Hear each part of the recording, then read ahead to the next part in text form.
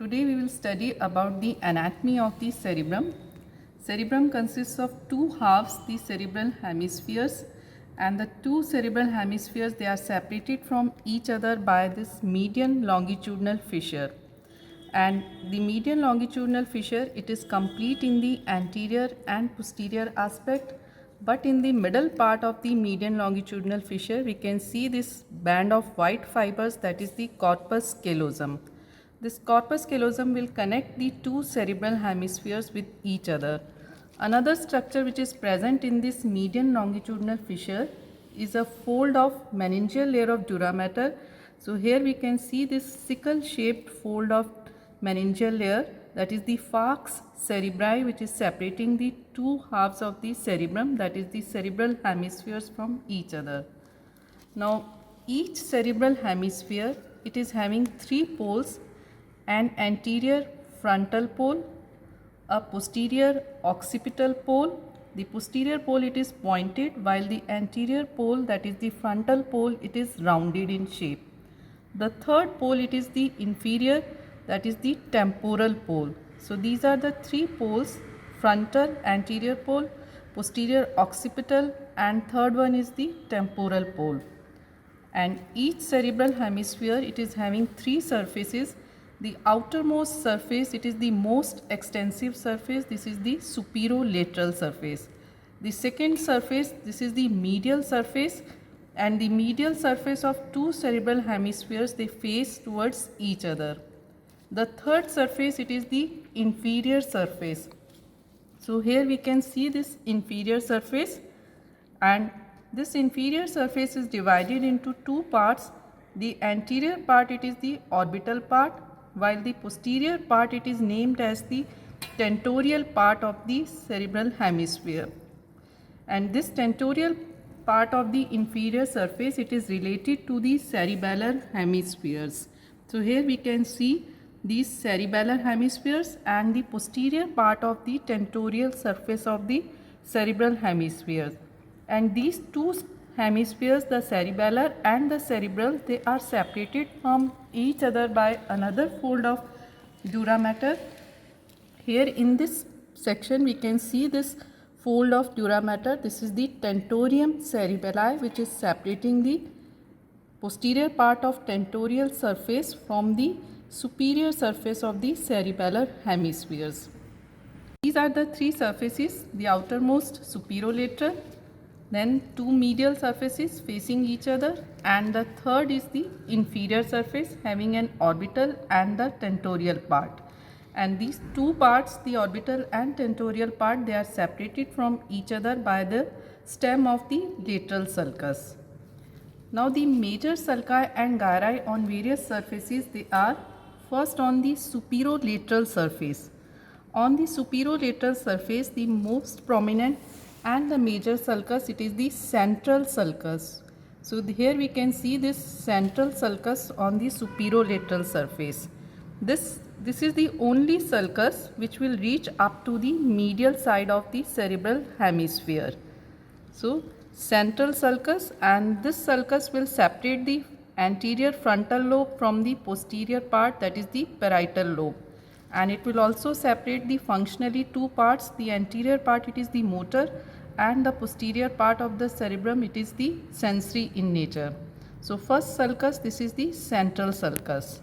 The second sulcus on the superolateral surface, we can see here, this is the part of the lateral sulcus. The lateral sulcus will start from the inferior surface as the stem of the lateral sulcus, and it will reach up to the superolateral surface as posterior ramus of the lateral sulcus. Other two rami, they will be anterior horizontal and anterior ascending rami.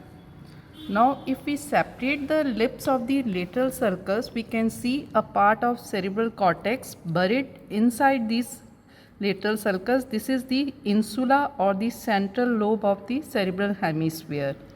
So here we can see this insula part which is buried inside the cerebral hemisphere, and these parts of the cerebral hemisphere which are overlapping the insula, they are the frontal operculum, parietal operculum, and the temporal operculum. And on the superior surface of the temporal operculum, the primary auditory area, it is located. So these are the two sulci we have studied, the central sulcus and second one is the lateral sulcus. Now other two major sulci, they are present on the medial surface. And these sulci, here we can see the medial surface. The medial surface of the cerebral hemisphere, it can be identified by this band of white fibers. This is the corpus callosum. The corpus callosum is having an anterior band. This is the genu. Then the trunk of the corpus callosum, and last posterior most part, it is the splenium of the corpus callosum. The genu continues anteriorly as the rostrum of the corpus callosum. All these sulci and gyri on the medial surface, they can be identified in relation to the corpus callosum. The first sulcus which we can see on the medial surface on the posterior side, this is the curved sulcus, this is the calcarine sulcus. Here you can see this C-shaped calcarine sulcus, and it will also reach up to the occipital pole. Second sulcus, we can see this is the parieto-occipital sulcus starting at the mid of the calcarine sulcus, and it also reaches on to the superolateral surface. So calcarine and the parieto-occipital sulcus, and the triangular area between the two sulci, it is the cuneus, where the primary visual area will be located. So calcarine and the parieto-occipital sulcus.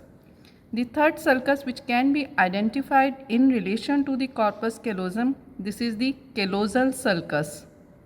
So just following the groove of the corpus callosum, this is the callosal sulcus, and second sulcus which is separated from the callosal sulcus by a gap of 1 centimeter, this is the cingulate sulcus. Here we can see this complete, which I am following with the forceps, this is the cingulate sulcus. And the gyrus between the two, it is the cingulate gyrus. These sulci on the medial surface, this one is the callosal, then second was this cingulate sulcus, third we have studied this parieto-occipital, and fourth is the calcarine sulcus. Now the major sulci and gyri on the inferior surface, here we have, this is the inferior surface. So this is olfactory tract and the olfactory bulb.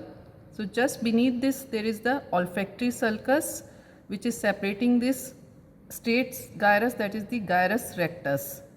The second sulcus on the orbital surface, this is H-shaped orbital gyrus. So two sulci on the orbital surface, olfactory sulcus and the orbital sulcus. Now on the tentorial part of the inferior surface, we can see the two parallel sulci. First one is this collateral sulcus and another is the occipitotemporal sulcus.